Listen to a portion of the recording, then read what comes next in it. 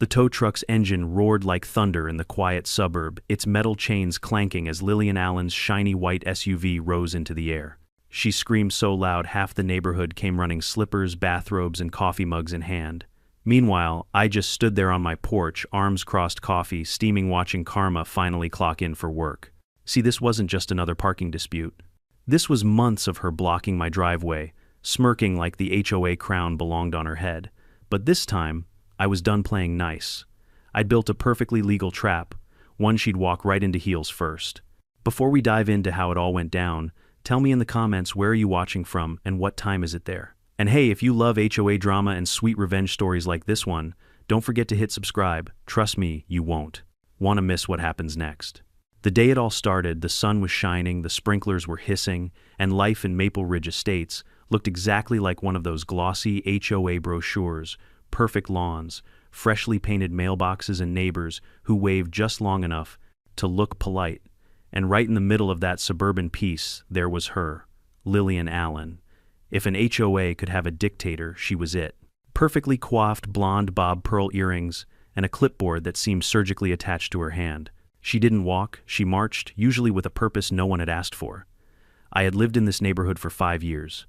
I paid my dues, trimmed my hedges, and followed every single rule in the 32-page HOA handbook. I wasn't looking for trouble. But apparently trouble had GPS, and it had my driveway pinned as its favorite destination. It started small. One random morning, I opened my garage to leave for work and found a gleaming white SUV parked dead center on my driveway. Brand new, chrome wheels. The kind of car that screamed, "I'm important, and I need you to know it." At first I thought it was a delivery mix-up. Maybe Amazon had hired armored vehicles now. So I knocked on the door of the SUV and waited. The tinted window slid down just far enough for me to see a pair of oversized sunglasses and a bright red smile. "Oh, good morning," she chirped like we were old friends. "Hiya, this is my driveway," I said, trying to sound calm. She blinked, then looked around as if confused. "Oh, don't worry, dear. I'm just checking in on some HOA matters. It'll be 5 minutes." 5 minutes turned into an hour. And that was just the first time. The second time she parked there, because according to her, the HOA was inspecting sprinkler uniformity, whatever that meant.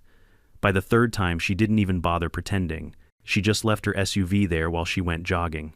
Every time I confronted her, it was the same condescending tone. "Relax, Ethan," she'd say, waving her manicured hand. "It's just a driveway.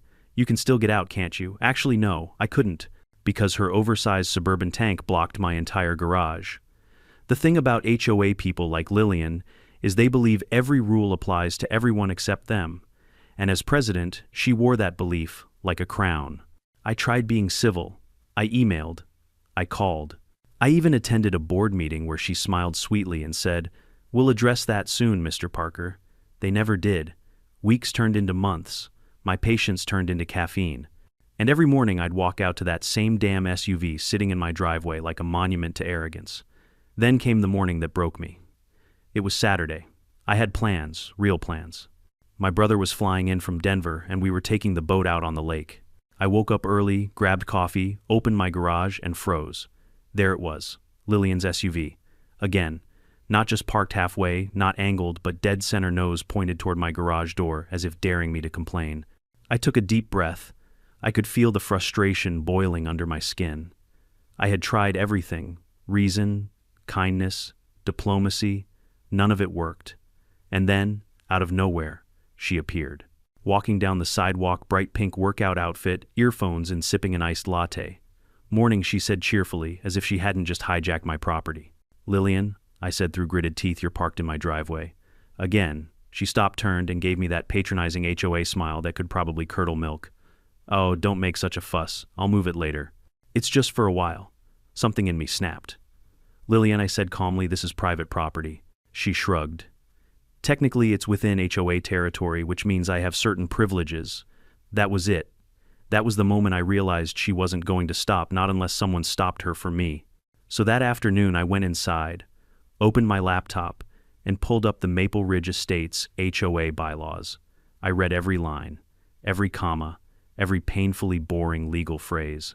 And somewhere between vehicle encroachment clause and trespass provision, I found it the golden ticket. Any vehicle parked on private property without express consent of the homeowner Is subject to removal at the homeowner's discretion per state towing ordinances. Perfect. The next day I called Silverline Towing, explained the situation. The dispatcher, a guy named Joe, chuckled and said, "Ah, the old HOA special. Yeah, we get those a lot. You got proof she's parking without permission." I sent him photos, timestamps, even the emails I'd sent her. "That's more than enough," he said. "When it happens again, call us.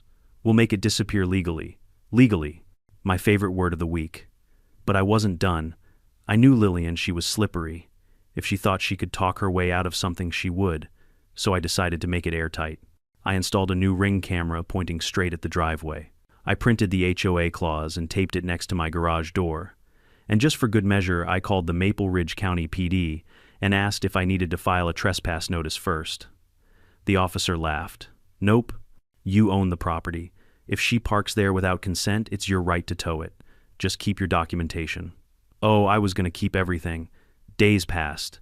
Lillian must have gotten busy terrorizing someone else because she didn't park on my driveway for almost a week. I started to think maybe she'd gotten the message. Then Friday came. I woke up, stretched, grabbed my coffee, and pressed the button to open the garage. The door rolled up slowly, revealing the morning sun, and there it was, her SUV. Again, like clockwork. I actually laughed, out loud. It was too perfect. The timing, the arrogance, it was like the universe was handing me the moment I'd been waiting for. I pulled out my phone, opened the Silverline Towing contact, and hit call. "Hey Joe, it's Ethan from Maple Ridge." He chuckled. "Oh yeah. The HOA guy?" "Yep," I said, grinning. "Time to make good on that promise." 10 minutes later I heard it, the distant rumble of a diesel engine rolling into the neighborhood. The sound grew louder until the Silverline tow truck turned onto my street sunlight, glinting off its chrome. They parked right behind the SUV, stepped out in their blue jumpsuits, and waved. "You the homeowner?" "Sure am," I said. "Let's do this then." They worked fast hooks, chains, hydraulics. Within 2 minutes, Lillian's precious SUV was off the ground, its tires spinning helplessly in the air.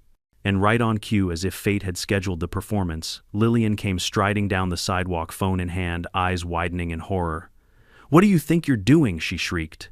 I sipped my coffee, leaned against the garage frame, and said casually, "Good morning, Lillian. You're trespassing again. I'm just resolving it." The neighbors peeked through their windows. Someone even recorded. Lillian ran toward the tow truck, arms flailing. "You can't tow my car. I'm the HOA president," the driver shrugged. "Ma'am, this isn't HOA property. It's his driveway." She froze speechless for once in her life. Then her face twisted with fury.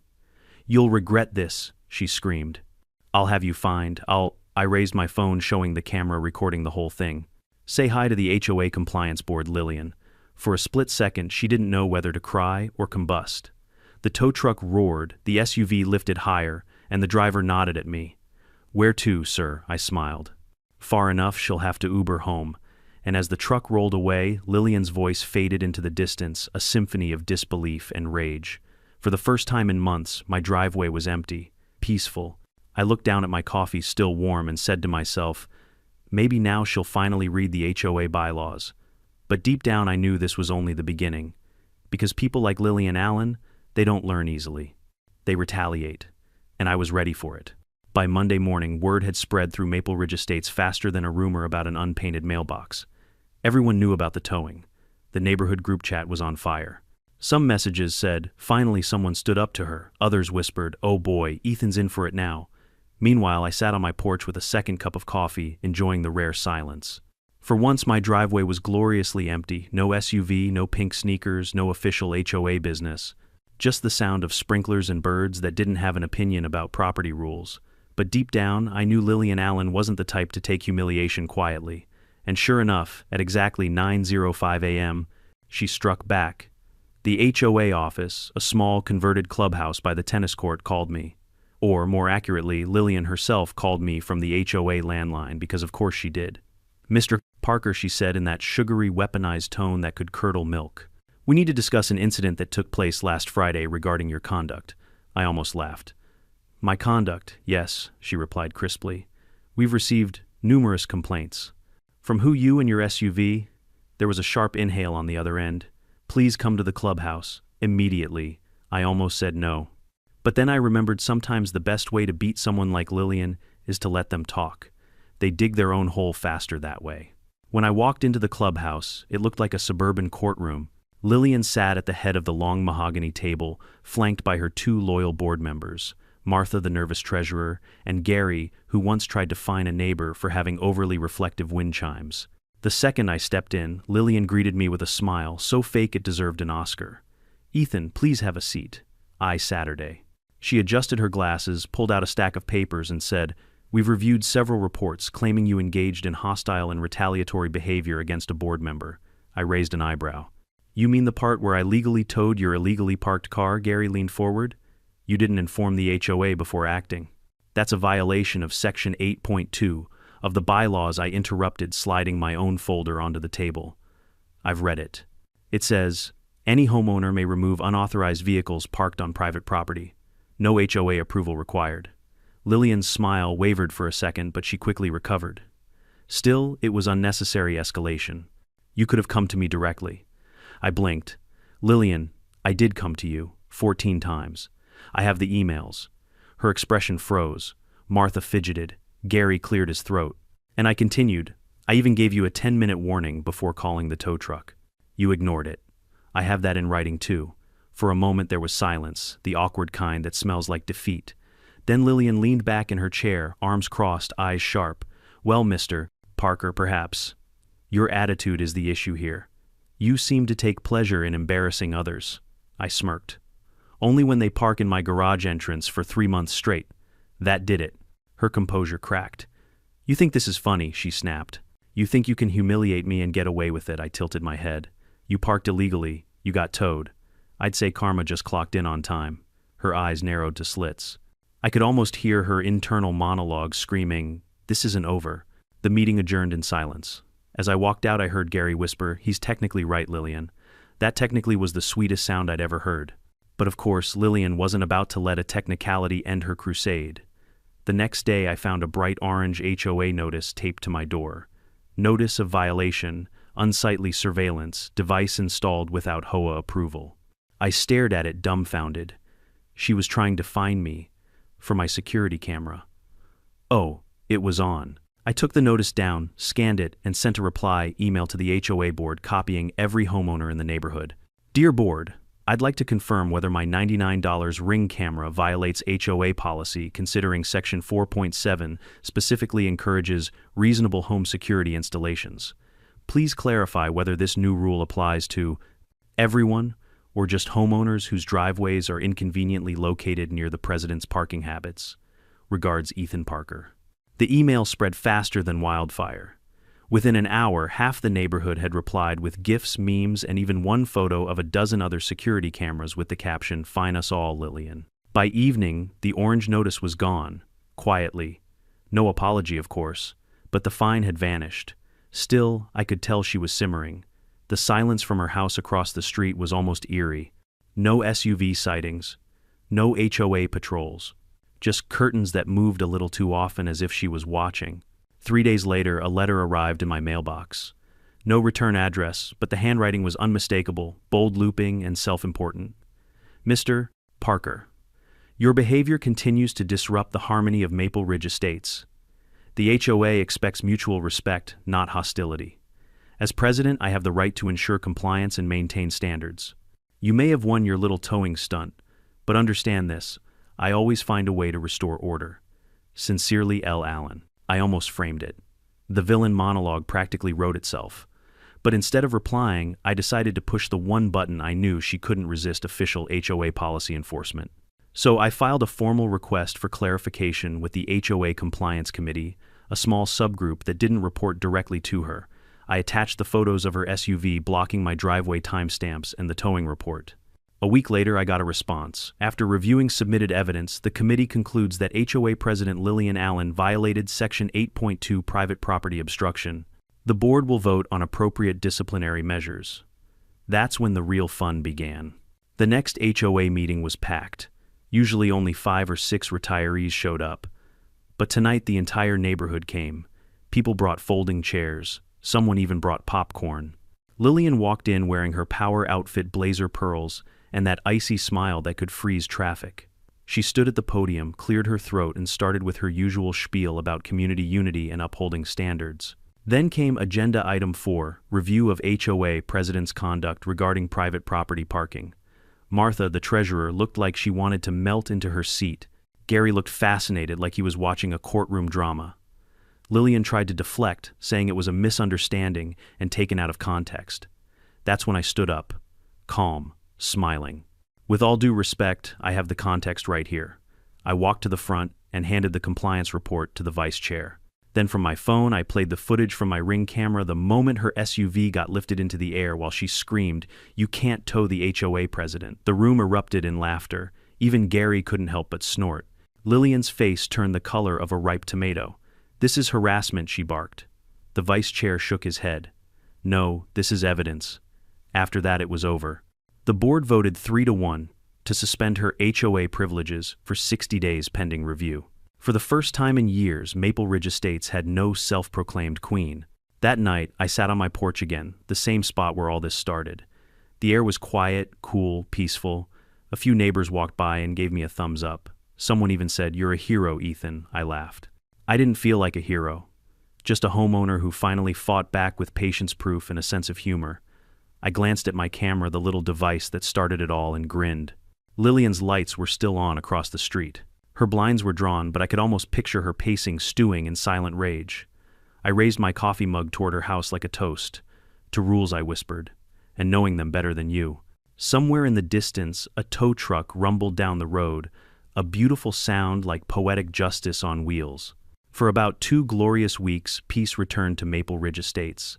The lawns looked greener, the mailboxes seemed shinier. Even the morning joggers stopped pretending not to notice me. They waved now, and a few of them whispered, "Nice job, Ethan."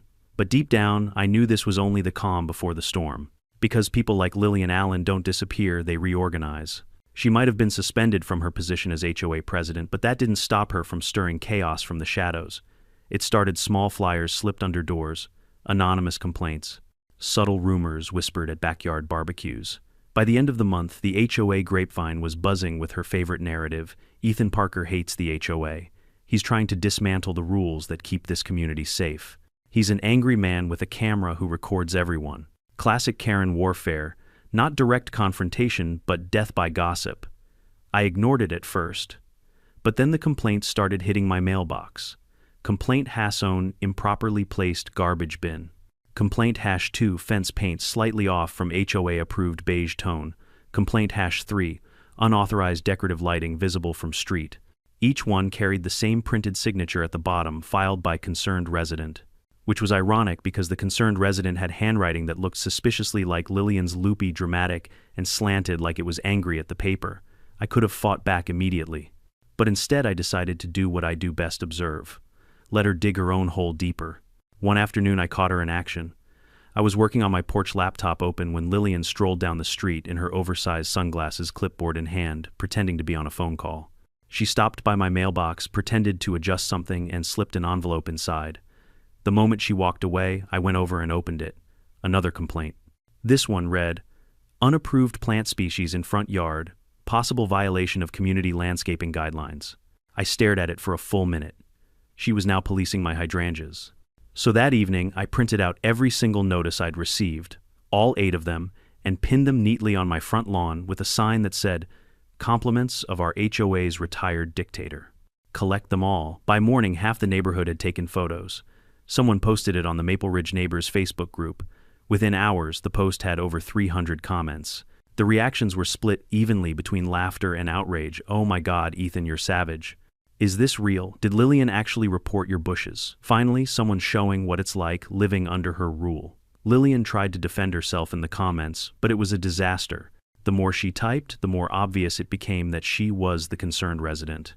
She used the same phrases she'd written on my notices: community harmony, aesthetic consistency, and her favorite: protecting property values. By noon, people were screenshotting her comments and tagging them with memes of dictators and pearls. It was beautiful. That night I heard a car pull up outside. I peeked through the blinds and saw Lillian standing in my driveway again, but this time without her SUV. She was holding one of my displayed notices crumpled in her fist. "Ethan," she yelled, "take this down right now." I opened the door, still holding my coffee. "Evening, Lillian." "Out for another HOA inspection," she stormed toward me. "You're defaming me publicly. You're making a mockery of this community." Lillian, I said calmly, I didn't defame you. You defamed yourself. I'm just curating your greatest hits. Her jaw tightened. You think this is funny. You're turning people against me. I tilted my head. I think you managed that all by yourself. She looked like she was about to explode, but then she caught herself, took a breath, smoothed her hair, and smiled that fake PR smile. Fine, she said coldly. You want to play hardball? Let's see how you handle it when the HOA's insurance committee comes knocking. I watched her leave, heels clacking like gunfire on the pavement. 3 days later, I got a letter from a law firm representing the HOA. It wasn't an actual lawsuit, just a formal notice claiming my public display of private correspondence could be considered defamatory and damaging to community reputation. I almost laughed myself out of my chair. Instead of panicking, I called my friend Sam Torres, a lawyer who specialized in property law and who happened to live just 2 blocks over. Sam came over that evening, glanced at the letter, and smirked. This is garbage, he said. She's bluffing. Figured as much. But Sam added, if she's using HOA funds to send this, that's a serious problem. That's misuse of community money. That's when I realized she wasn't just trying to silence me. She was using HOA resources for personal revenge, and that was a goldmine. For the next week, I started digging. Not gossip documents. I went to the county clerk's office and requested copies of the HOA's recent expenditures. It took some paperwork, but once I got the file, I couldn't believe what I saw. There were charges for community outreach legal consultation, $3 $200 public relations retainer, $1 $100 event catering board lunch, $689, and all of them were dated within days of her suspension. Sam looked over the papers and whistled. She's spending HOA funds, like it's her personal credit card. You expose this, she's done for. I smiled. Oh, I plan to. The next HOA board meeting was even more crowded than the last one. Chairs filled up fast. People stood by the walls. Someone even live-streamed it to Facebook. Lillian walked in wearing her innocent but powerful outfit, navy blue suit, soft scarf, the kind politicians wear when pretending to apologize. She started the meeting as if nothing was wrong. I want to thank everyone for coming tonight. There's been some unfortunate misinformation circulating online, and I'm here to clear the air. I raised my hand. Before you do that, I'd like to submit a motion to review recent HOA expenditures. The room went quiet. Lillian froze mid-sentence. Excuse me, I stood up holding a folder. These records show that several large payments were made to law firms and PR companies, all dated after your suspension. Care to explain? Murmurs filled the room. Martha, the treasurer, looked pale. Wait, I didn't approve those. Lillian's voice faltered. Those were standard community expenses. Really, I said, opening one document. Because this one says consultation regarding HOA image management after towing incident. That doesn't sound very community related to me. The room erupted. Gary whispered something to Martha. Someone in the back shouted. She used our money for her lawyer. Lillian tried to shout over the noise. Everyone calmed down. This is being taken out of context, but no one was listening anymore. The board voted on the spot to launch an audit. Lillian tried to object, but Martha, finding her backbone for the first time in years, said, You don't have authority anymore, Lillian. Sit down. The entire room cheered. After the meeting, neighbors came up to shake my hand. One of them, old Mr. Henderson, grinned and said, Never thought I'd see the day someone beat her at her own game. Just took some reading, I said, patting my stack of bylaws. And a bit of patience. As the crowd dispersed, I caught a glimpse of Lillian slipping out the side door, her posture stiff, her face pale. For the first time, she didn't look angry. She looked cornered. I almost felt bad for her. Almost. Because here's the thing, when you build your power on fear, the moment people stop fearing you, everything collapses. That night, I stood by my driveway again, breathing in the quiet. No SUV, no orange notices, no chaos. But as I turned to go inside, I noticed something odd. A set of tire marks at the edge of my driveway, like someone had stopped there briefly, then sped off. A chill ran down my spine. Lillian wasn't done. She'd lost her title, her influence, and her pride, which meant she had nothing left to lose. And that's when the real HOA war began. I should have known Lillian Allen wasn't going to accept defeat quietly. The night of the audit meeting, she vanished from public view, but her absence felt louder than her voice ever was. It was the kind of silence that came before a storm, the sort that makes you double-check your locks even though you live in the safest zip code in the county. For a few days, life returned to normal. I trimmed my hedges, waved to neighbors, and actually parked in my own driveway without seeing a single SUV. But the peace felt temporary. Too easy. Then, one Tuesday morning, I walked outside to find something new taped to my mailbox, a bright yellow notice marked Urgent, HOA Investigation. The accusation evidence suggests homeowner Ethan Parker has been operating an unlicensed home business and storing construction materials on his property. I blinked, half amused, half insulted. The only business I operated from home was answering emails for my job as a project engineer.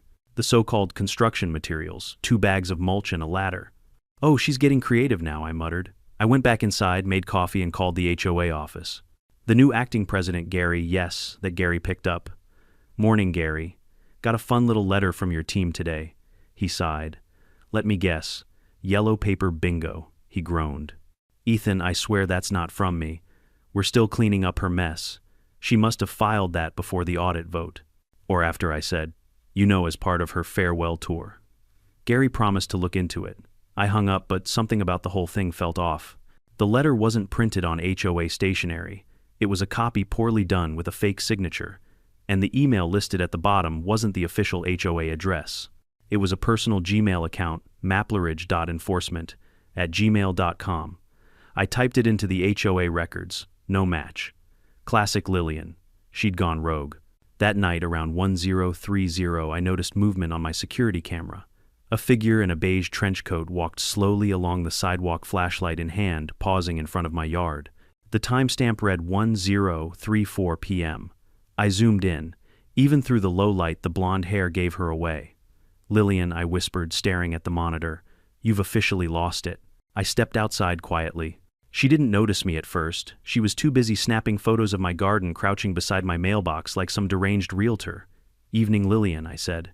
She flinched, nearly dropping her phone. "Ethan, you scared me." "Funny," I said.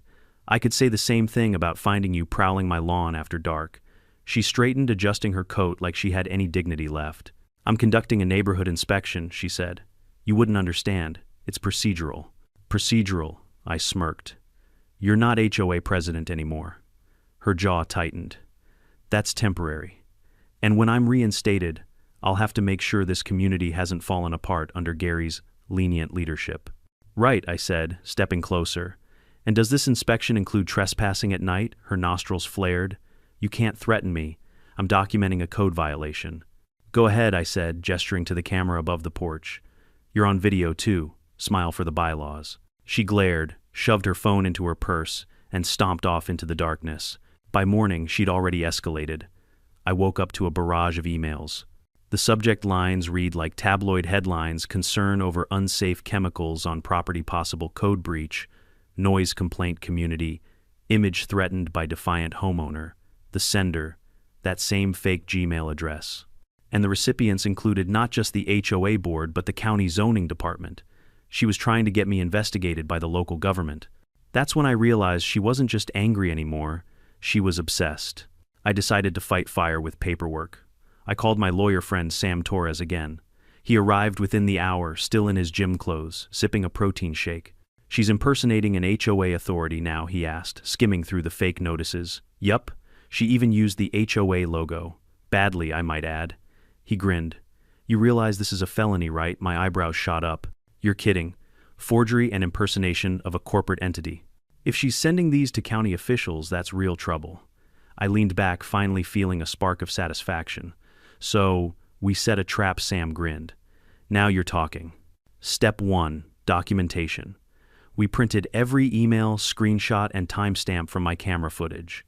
Then Sam wrote a short, polite message to the county office explaining the situation. "Please be advised that the Maple Ridge HOA president was suspended pending audit. Any further communication claiming to represent the HOA from unofficial accounts should be treated as fraudulent." He CC'd the HOA board and the county legal department. Step 2, bait. I drafted a public post on the Maple Ridge Neighbors page. "Hey everyone, quick update: someone's been impersonating HOA enforcement officers. If you get any emails or letters from mapleridge.enforcement@gmail.com, it's not legit. I've reported it to the county. Stay alert." Within minutes, the post blew up. Neighbors started commenting. "I got that same letter. She sent me one about my mailbox color. She even accused me of storing a boat in my garage." What, dozens of people? All victims of Lillian's inspections. It was bigger than I thought. She wasn't just targeting me, she was trying to rebuild her authority by fear. 2 days later, the trap closed. The county code enforcement office called me. Mr. Parker, we received an anonymous email from that same address claiming you've been conducting unlicensed renovations. The sender attached photos of your property taken at night. She listed herself as acting HOA chairperson. I smiled. Perfect. Did she sign her name? Yes. L. Allen. I could almost hear Sam cheering in the background. I forwarded them the audit, report her suspension notice, and the footage from my camera time-stamped proof of her sneaking around my yard. Thank you, Mr. Parker, the official said. We'll handle it from here. By the following week, the county sheriff's department paid Lillian a visit. I wasn't there, but the neighbors were, and of course they recorded the whole thing. The video spread through the community group like wildfire, 2 deputies standing at her doorstep, while she tried to explain why she had hundreds of inspection photos on her phone. Someone in the crowd yelled, maybe she was just admiring the landscaping. Laughter broke out. Later that evening, Gary called me. Ethan, I don't know what kind of magic you pulled, but she's officially under investigation for HOA misconduct and harassment. The board's voting tomorrow to permanently revoke her position. About time, I said. Maybe we'll finally get some peace around here. Gary chuckled. Don't hold your breath. People like her always find a way back. But for now, you won. That night, I sat in my living room watching the video again.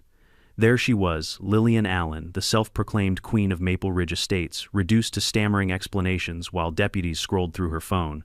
It should have felt like victory. And it did for a moment. But then as the video looped, I noticed something odd in the reflection of her window, a familiar dark SUV parked across the street.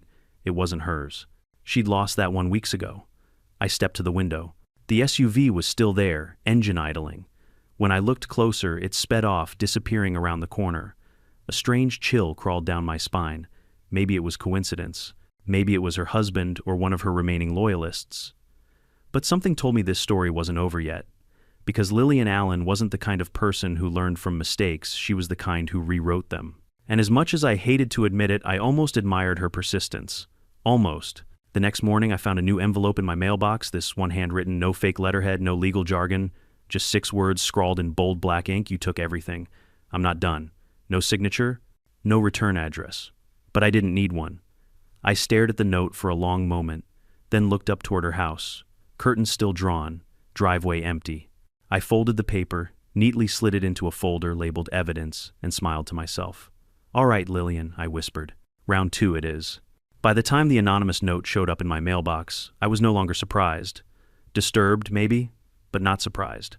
Because this was Lillian Allen, after all, the woman who once fined a neighbor because their Christmas lights sparkled too aggressively. She wasn't going to fade into HOA history quietly. No, she'd go down swinging clipboard in hand, dragging the bylaws behind her like a sword. Still, I didn't take the threat lightly. I installed an additional security camera on my side fence and another facing the backyard gate. Every angle of my property now had eyes. The system synced to my phone, storing footage automatically to the cloud.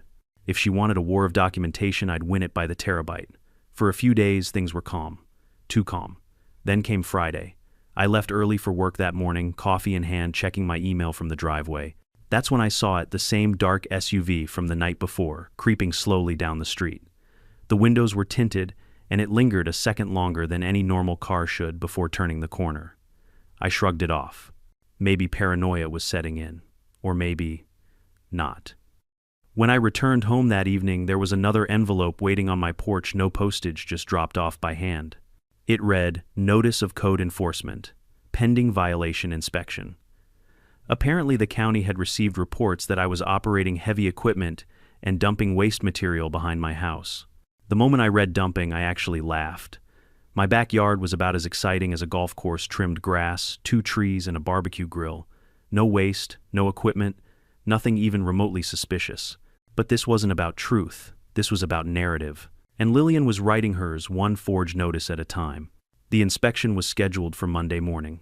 The letter even listed a county inspector's name, Mr. Donnelly. I called the number on the form. A tired-sounding man answered. Code Enforcement, Donnelly speaking. Hi, this is Ethan Parker from Maple Ridge Estates. I got a letter saying you're inspecting my property for dumping violations. There was a pause. What address? I gave it to him. He sighed. That's the 4th one this month from your neighborhood. We've had someone filing fake complaints under anonymous names. I raised an eyebrow. Let me guess. Starts with L, ends with Allen. He chuckled darkly. Wouldn't surprise me. But since the complaint's logged, I still have to come check it out. Tomorrow at 9, sure, I said, grinning. You'll want to bring a camera. It's going to be entertaining. Sunday night, I prepped like I was setting up for a movie shoot. I cleaned the yard spotless, double-checked the cameras, even printed out the HOA's audit results in case she tried to spin the story again. I didn't know exactly what she was planning, but the note in my mailbox said, "I'm not done." That meant she had something left to play, and I was ready to catch her red-handed. At 8:47 a.m., Monday morning, a white county SUV pulled into my street. Inspector Donnelly stepped out mid-50 seconds, windbreaker, clipboard, the look of a man who's seen far too many ridiculous neighbor disputes. "Morning, Mr. Parker," he said. "I take it you're expecting me." "Oh, absolutely," I replied. "This way." I led him to the backyard gate, only to stop dead in my tracks. Right there behind the fence was a heap of trash bags and old paint cans. At least 6 of them piled neatly near the back corner. "What the?" I muttered. Donnelly frowned. "You said you didn't have any waste material." "I don't," I said quickly. "This wasn't here yesterday." He crossed his arms. "Someone dumped it here overnight." "You got cameras," I grinned. "Oh, do I ever." We went inside and I pulled up the footage on my laptop. The timeline jumped to 2:13 a.m. And there it was. Headlights flickered across the backyard fence. The camera switched to night mode. A shadowy figure climbed through the side gate, dragging bags behind her. Blonde hair. Beige coat. I didn't even need to zoom in. "Bingo," I said quietly. Donnelly leaned forward. "Is that the same woman who filed the complaints?" "The one and only." We watched as she stacked the bags, arranged them like props, then crouched down with her phone snapping photos. When she left, she even took a minute to pose, hands on hips, proud as a cat that just dropped a mouse on the porch. By the time the clip ended, Donnelly was shaking his head. "In 20 years of this job," he said, "I've never seen anything that stupid." She actually staged a violation on camera. "Lillian loves performance," I said. "She just didn't know she was auditioning for the role of defendant." Donnelly made his report on the spot. "Official finding, false complaint, malicious intent, evidence tampering," he said, writing it down. "And I'll be forwarding this to the sheriff's office. We don't play games like this." He handed me a copy of his report, nodded, and drove off. I stood there for a moment, letting it sink in. It was over. Finally, she'd gone too far, even for Maple Ridge's endless tolerance. Except, she didn't know yet. And that gave me one final opportunity to end this my way. That evening, I posted a screenshot from the security footage to the Maple Ridge Neighbors group. No accusations, no names, just the image of a mysterious figure sneaking through my gate at 2 a.m. with the caption, "Caught on camera last night." Any idea who this dedicated environmental activist might be? Within 5 minutes, the comments exploded. "Looks like Lillian's coat." "Same shoes she wore to the last HOA meeting. She's framing people now. Oh my God." Then someone, probably Martha, the treasurer, dropped the final bomb. "That's definitely Lillian. I recognize the scarf. She wore it to my housewarming party and bragged it was real cashmere." The post had 500 reactions before dinner. By nightfall, someone tagged the HOA page. "Gary called me around 8 p.m. "Ethan, what did you do?" "Just shared the truth," I said innocently. "Well, it's working. We just got 50 emails demanding a full HOA review. And the sheriff's office already called. They've got your footage." "Perfect," I said, leaning back in my chair. Maybe justice finally works faster than the HOA's printer. The next morning, the inevitable happened. 2 sheriff's deputies and Inspector Donnelly showed up at Lillian's house with a warrant. She tried to talk her way out of it, waving her hands and shouting about community standards and character assassination, but they had the footage. Within an hour, she was escorted off her property, not in handcuffs, but close enough for the neighbors to applaud. I watched from across the street, sipping coffee like it was the finale of a TV show I'd waited months to see. Gary walked over, shaking his head. "You know, I never thought I'd see this day." "Neither did I said. "But I learned something about people like her." "Oh yeah, what's that?" "They build their own traps. I just give them better lighting." For the first time in months, Maple Ridge Estates felt peaceful again. The streets were quiet. The HOA emails stopped flooding my inbox. People started decorating their lawns again, freely, creatively, without the fear of being fined for visual imbalance. One neighbor even hung a little sign on her fence that said, "Smile, you're not being inspected." Every time I passed it, I couldn't help but laugh. A week later, I got a letter from the county attorney's office. Lillian was facing charges for trespassing, harassment, and filing false reports. She'd also been permanently banned from serving on any HOA board in the state. I pinned that letter to my fridge like a trophy. But the best part wasn't the victory, it was the quiet. No more SUVs, no forged notices, no 2 a.m. flashlight patrols, just stillness. Of course, there's one rule in Maple Ridge Estates I've learned by heart: peace never lasts forever. And as I stepped outside one evening, I noticed something tucked under my welcome mat, a small white card with a single line written in delicate handwriting. "Enjoy your peace, Mr. Parker. You earned it." No signature. But this time, I didn't feel anger. I just smiled, slipped the card into my pocket, and whispered, "Thanks, Lillian. I already am." It had been 6 quiet months since the Lillian era ended in Maple Ridge Estates. The lawns looked greener, the HOA emails were shorter, and no one had been fined for unsightly garden gnomes in half a year. The whole community had healed, or at least we'd convinced ourselves it had. I was finally enjoying suburban peace. Morning coffee on the porch, weekends on the lake, even the occasional neighborhood barbecue that didn't turn into a policy debate. But like every great horror movie, just when the audience starts to relax, something moves in the background. It began innocently enough. One morning, I received a friendly HOA newsletter in my inbox. New logo, clean layout, and a cheerful headline welcoming Maple Ridge's new community relations manager, Linda Archer. The name didn't ring a bell, but the tone was oddly familiar. Let's keep Maple Ridge Estates beautiful, harmonious, and consistent with our proud heritage of high standards. High standards. The same phrase Lillian used to justify every insane fine she ever wrote. I shrugged it off. Plenty of suburban busybodies use that kind of language. Still, something about the email signature, "Best Linda A," made me pause. A coincidence, I told myself. Just a coincidence. Over the next few weeks, Linda Archer became a familiar presence around the neighborhood. She organized community cleanup days, sent out surveys about mailbox colors, even reintroduced friendly HOA reminders. It was like someone rebooted Lillian's rulebook under a softer brand name. But what really caught my attention was the voice. At the next HOA meeting, my first in months, Gary introduced her to the room. "Everyone, this is Linda Archer, our new community relations manager. She'll be handling public communication and compliance outreach." She stood up wearing a wide-brimmed hat and a cream blouse. Her hair was darker now, chestnut brown instead of blonde, and she wore thick glasses. But the moment she spoke, every hair on my arm stood on end. "Thank you, Gary," she said smoothly. "I'm here to bring unity back to Maple Ridge Estates. We've had turbulent leadership in the past, but my goal is to rebuild trust and order." That voice. I'd heard it shout, threaten, and whisper, "You'll regret this," through my driveway gate. Lillian Allen had returned. I didn't say anything right away. If she wanted to play undercover boss, fine. I was going to play detective. After the meeting, she approached me with a smile that could freeze water. "Mr. Parker, I've heard so much about you," she said, warmly extending a gloved hand. "Have you now?" I replied, shaking it. Her grip was firm, practiced. "Oh yes," she said. "Your attention to detail, your passion for community fairness. We need more homeowners like you." It took everything in me not to laugh out loud. "Glad to be of service," I said. "And you're new to Maple Ridge." "Relatively," she said quickly. "Just moved here from Oak Hollow Estates." I nodded. "Ah, I've heard they have very strict HOA policies there." She smirked just slightly. "You could say that." Her disguise might have fooled most people, but I wasn't most people.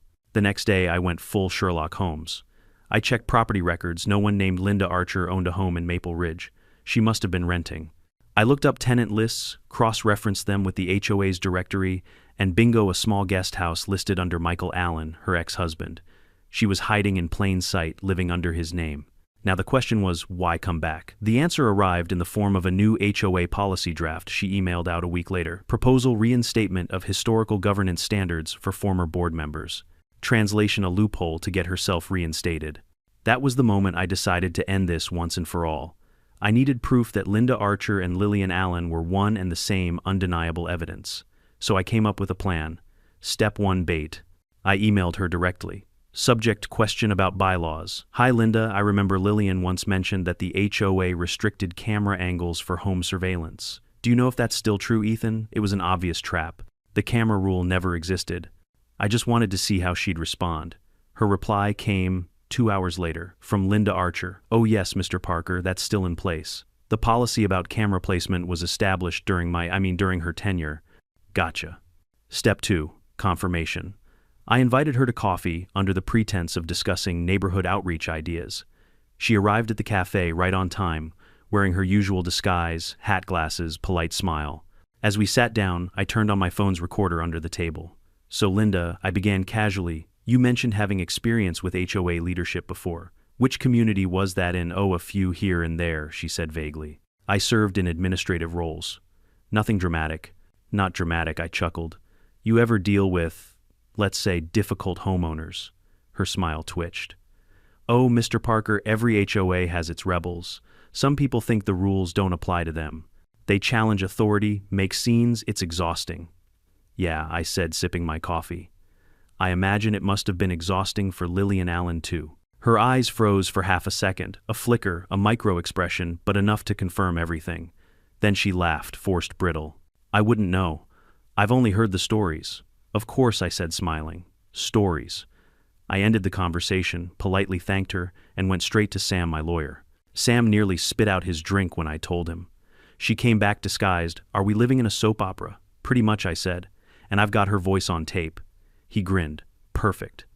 Let's see how she handles Act 2. The following HOA meeting was the most attended one yet. Word had already spread, someone had leaked, that Linda was proposing a reinstatement clause. The moment she stood at the podium, murmurs rippled through the crowd. Thank you all, she began.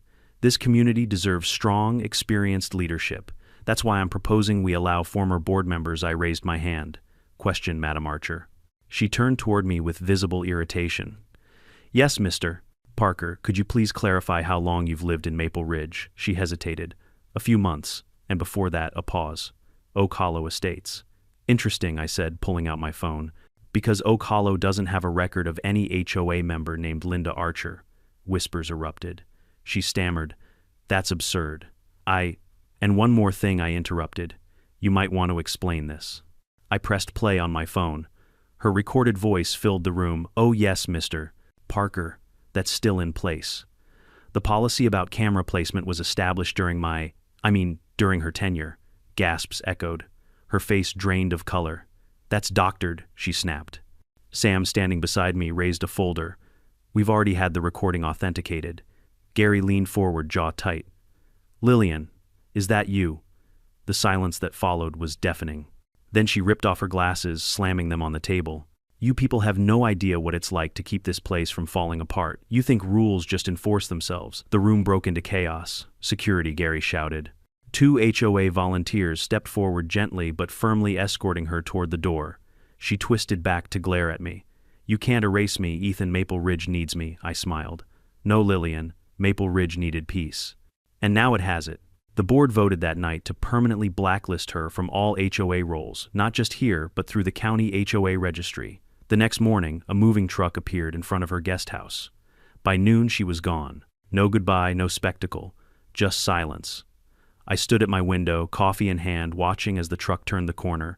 Peace again, for real this time. Still, as the days passed, I couldn't help but glance at my security feed every now and then. Just habit, just in case. Because with Lillian Allen, you never knew. A month later, I got one last letter. No threats, no insults. Just a single sheet of paper with neat handwriting. Dear Mr. Parker, you were right, Maple Ridge didn't need me. But admit it, you'll miss the excitement. L. I read it twice, folded it carefully, and tucked it into the same folder where I'd kept every one of her old notices, my personal scrapbook of suburban warfare. Then I walked out onto the porch, smiled at the sound of sprinklers, and whispered, Rest in peace, HOA Queen. For a while, life in Maple Ridge Estates truly did feel like the epilogue of a long, exhausting novel. The lawns were symmetrical, the email chains were short, and the air smelled like freshly trimmed hedges instead of passive aggression. It was quiet. Too quiet. That should have been my first clue. Because when people like Lillian Allen vanish, they don't retire, they recalculate. It all started one perfectly ordinary morning in late spring. I was enjoying my second cup of coffee, reading through the HOA's new budget report. Yes, I still checked. It was trauma when I noticed an email from Gary, subject line, in all caps, urgent, we're being sued. At first I thought it was a joke. Maple Ridge had survived everything from overgrown lawn scandals to gnome-related protests. A lawsuit sounded almost cinematic. But then I opened the attachment, and there it was, Plaintiff Lillian Allen. Defendants Maple Ridge Estates, HOA, and Ethan Parker, homeowner, caused defamation, wrongful suspension, and emotional distress. She was back. Gary called me within minutes. His voice sounded like someone who had aged 10 years in an hour. Ethan, I swear, we followed every protocol. The county verified her misconduct. She has no case. Calm down, I said. Of course she doesn't. This is just her last desperate move. She filed in district court, district. Not small claims, so what's her goal? Publicity, leverage, maybe revenge. She wants headlines. I sighed. Then, let's make sure she gets the wrong kind of headlines. The first hearing was scheduled 2 weeks later. I'd been in my share of HOA meetings, but stepping into an actual courtroom with her sitting across the aisle, it felt surreal. She looked different again. Her hair had grown out, styled into a polished brown bob. She wore a navy blazer and a sympathetic expression, like she'd spent months practicing her reformed citizen look in the mirror. Her lawyer, a young guy who clearly didn't realize what he'd gotten into, stood beside her like a soldier marching into battle without armor. When the judge entered, Lillian's smile returned, the same thin, sharp grin I'd seen 100 times before, now hidden behind legal formality. Her attorney started strong, painting her as the victim of a community conspiracy, claiming she was ostracized, humiliated, and falsely accused. He even had the nerve to say Miss Allen merely sought to uphold neighborhood standards when Mr. Parker launched a public smear campaign against her. I almost laughed out loud. When it was my turn to testify, I stood calmly, folder in hand, and let the documents speak for themselves. The audit report confirming her misuse of HOA funds. The sheriff's incident record from her trespassing stunt. The fake inspection photos she'd taken at 2 a.m., and of course the video of her sneaking through my gate, complete with her muttered, "This'll show him." By the time my lawyer Sam was done presenting, the young attorney across the aisle looked like he was ready to defect to our side. But Lillian, she didn't flinch. She watched me with calm, icy focus, as if waiting for her real move to land. And then she dropped it. "Your Honor," she said, standing to speak for herself, "the defense is omitting key evidence of collusion within the HOA board, specifically financial irregularities tied to Mr. Parker's friend Gary Miller." The courtroom stirred. Even Sam blinked. "What is she talking about?" he whispered. Lillian produced a thick folder and handed it to the bailiff. "These are financial records obtained from the HOA's public filings, payments made to a landscaping company owned by Mr. Miller's cousin. Inflated invoices, kickbacks, hidden maintenance fees, all signed during my suspension." The judge glanced through the documents. "Mr. Parker, are you aware of this?" I hesitated. "No, Your Honor." Gary, sitting behind me, looked like he'd swallowed a lemon. Lillian turned toward the court with mock sincerity. "I may have made mistakes, but corruption doesn't end with me. I was punished for doing what others are still doing in the dark. It was pure manipulation, but disturbingly effective." The judge didn't dismiss her case that day. Instead, he ordered an independent audit of the HOA's finances. In one move, she'd turned her losing lawsuit into an investigation, one that could drag everyone down with her. That night, I called Gary. He sounded panicked. "Ethan, I swear to you I didn't do anything illegal. My cousin runs a legit business. We've been using his landscaping company for years." "I believe you," I said. But Lillian just planted a seed of doubt. "She's trying to divide us. She's succeeding." I hung up, feeling uneasy. Lillian didn't need to win in court, she just needed chaos. And Maple Ridge had always been fertile ground for that. The next few weeks were pure madness. The auditor showed up, combing through every receipt, every landscaping invoice, every cent of HOA spending. Neighbors started whispering again, this time about Gary. Maybe he really was pocketing funds. Lillian warned us, what if she was right? The irony wasn't lost on me. She'd weaponized the same tactics she'd once used to destroy others, and people were falling for it. But while everyone obsessed over Gary, I noticed something no one else did: the watermark on the evidence she'd submitted in court. It wasn't from the county records office. It was from a private data broker in Phoenix, one that specialized in document fabrication for reputation management. Translation: she'd bought fake records to frame Gary. I drove straight to Sam's office and showed him. He whistled. "You just caught her committing fraud in a federal filing." "That's perjury, Ethan. Can we prove it?" "Oh, absolutely. Let's make it cinematic." Sam called the data broker, directly posing as a potential client. Within 10 minutes, they confirmed Lillian's name on a payment invoice. $1,200 for document recovery services. That was the smoking gun. The next court hearing was short and brutal. Sam stood calm and sharp, holding up the invoice. "Your Honor, Miss Allen's evidence against the HOA is entirely fabricated. Here's proof she paid a private company to generate these records under false pretenses." The courtroom fell silent. The judge stared at Lillian. "Is this true?" She didn't answer. Her eyes darted between me, Sam, and her lawyer, who now looked like he was contemplating quitting law entirely. The judge sighed. "Miss Allen, this court does not tolerate falsified evidence. Your case is hereby dismissed with prejudice. And you're fortunate I'm not referring this directly to the district attorney. It was over. Again. But this time it wasn't just a personal victory, it was the final legal nail in her HOA coffin. Outside, the courthouse reporters had gathered. Someone must have leaked the case. A woman with a microphone called out, "Mr. Parker, any comment about the verdict?" I smiled. Just one. If you're ever thinking about buying a house in an HOA, read the bylaws and avoid anyone named Lillian. They laughed. Cameras flashed. And for once, I felt like the main character in someone else's news story, except this time it ended well. That evening, the HOA board met for an emergency session. Gary was cleared of all suspicion, the auditor confirmed no misconduct, and the board unanimously voted to permanently bar Lillian Allen from ever attending a Maple Ridge HOA meeting again. They even renamed the annual neighborhood event the Maple Ridge Garden Gala to something new, the Freedom from Karen Festival. Gary raised a toast that night, to Ethan, the man who read the bylaws so we didn't have to. Everyone laughed. Later that night, I sat alone on my porch, the same spot where this entire saga began. For the first time in over a year, the street was quiet. The moonlight reflected off the smooth asphalt, no SUVs, no flashing lights, no drama, and yet I couldn't help but think about her. Somewhere out there, Lillian Allen was probably watching the news, fuming behind her perfect manicure, planning her next move. But this time, she wouldn't be coming back to Maple Ridge. She'd lost everything, her power, her credibility, her audience, and I'd gained exactly what I wanted from the start. Peace. Still, as I turned to go inside, I saw something on my porch bench, another white card identical to the one months ago. This one read, "Lawsuits end, stories don't. See you soon." I stared at it for a moment, then chuckled softly.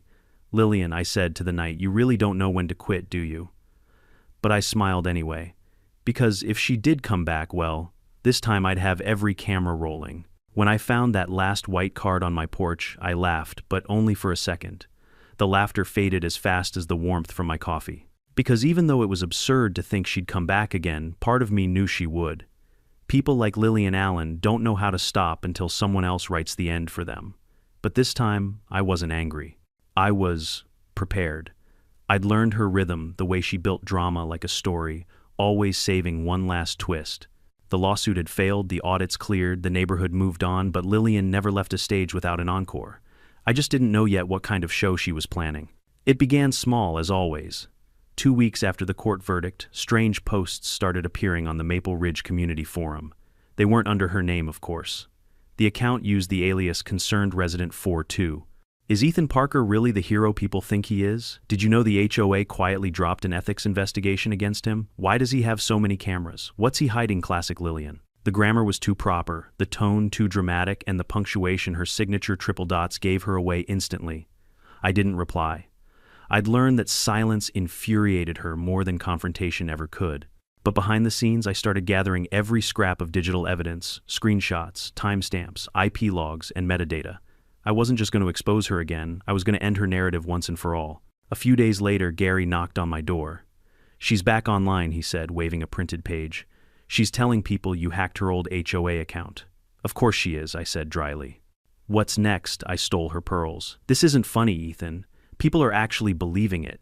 Some of the newer residents didn't live through the chaos. They don't know who she really is." He was right. Half the neighborhood had turned over since last year. To them, I wasn't the guy who saved the HOA. I was just some homeowner with cameras and an old grudge. That's when it hit me. Her new plan wasn't revenge, it was revisionism. She was rewriting history. And in Maple Ridge, perception was everything. So I did something I'd never done before. I decided to beat her at her own game. I called Sam, my ever-patient lawyer/friend. "Tell me," I said, "what's the legal limit of public embarrassment before it counts as defamation?" He raised an eyebrow. "You're planning something. Let's call it community education." The following weekend, I organized a Maple Ridge HOA appreciation night.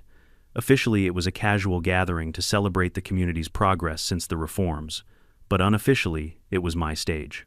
The event was held at the community center, free pizza, cheap wine, and a giant projector set up in front of a modest crowd of 50 residents.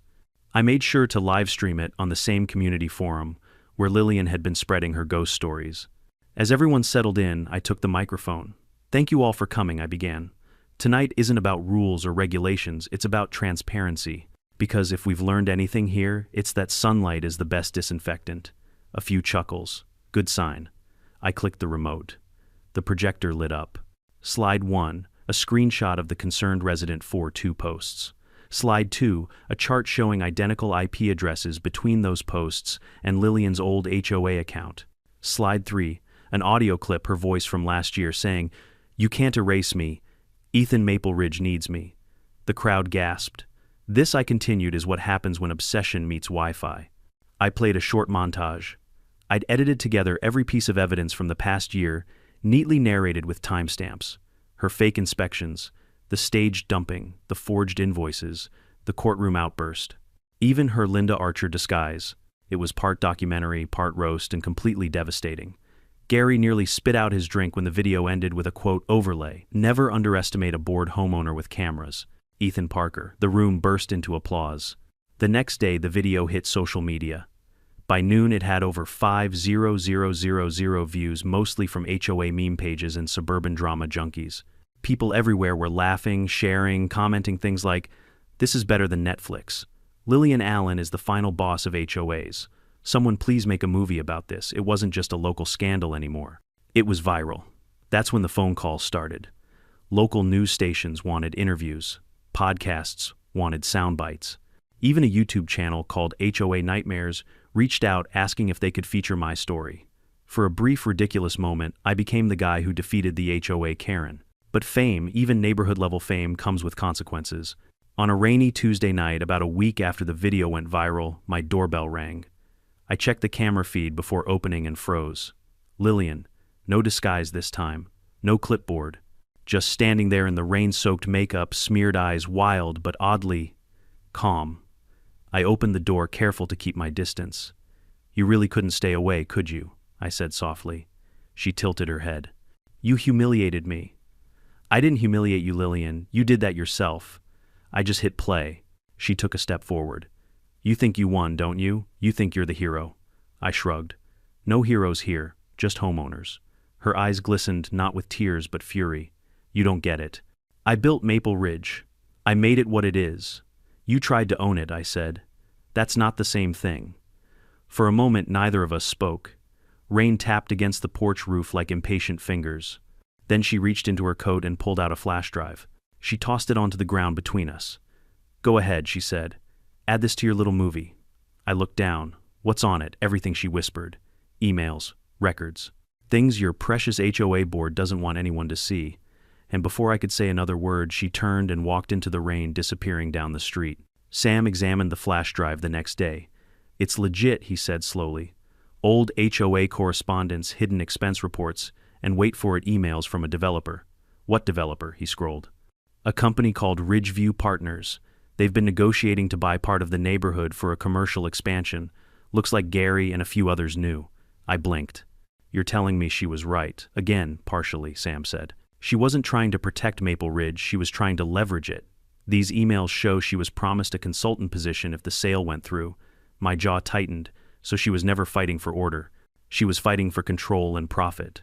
2 weeks later, the developer deal collapsed under public scrutiny. The county froze all HOA assets pending a full review. Gary resigned quietly, citing health reasons. And Lillian, trust. She vanished again, no trace. No new aliases, no more cards. The local paper published one final headline: HOA scandal ends with developer collapse, community reclaims control. I was quoted once: "Sometimes the villains expose bigger villains. Either way, sunlight wins." It's been a year since then. Maple Ridge feels different now, free, imperfect, alive. People decorate however they want. Kids ride bikes down the street without worrying about noise ordinances. The HOA still exists technically, but it's a shadow of its former self. As for me, I still get the occasional letter from strangers thanking me for taking down the ultimate HOA Karen. Some even send coffee gift cards. Apparently my caffeine habits are internet famous now. But sometimes late at night when I'm reviewing my security feed, I catch myself pausing at the shadows between the houses. Because no matter how much time passes, I can't shake the feeling that one day I'll see a figure there again, clipboard in hand, muttering about property lines. And if that ever happens, well, the cameras are still rolling. In the end, Maple Ridge Estates became more than just a neighborhood. It became a lesson in human nature wrapped inside a cul-de-sac. People like Lillian Allen thrive where fear meets silence. For years, she ruled through intimidation, hiding behind HOA rules and polished smiles. But what finally stopped her wasn't anger or revenge, it was truth, patience, and a well-placed camera. I used to think the battle was about parking spaces bylaws or personal pride. But standing there on my quiet porch, I realized it was about something far simpler: boundaries. The kind you build not just with fences, but with integrity. So if you ever find your own HOA Karen standing in your driveway, remember this: you don't need to shout louder, just be smarter. Document, stay calm, and let the truth speak for itself. Because sometimes the best revenge isn't humiliation. It's peace, the kind that comes when the loudest person in the neighborhood finally runs out of words.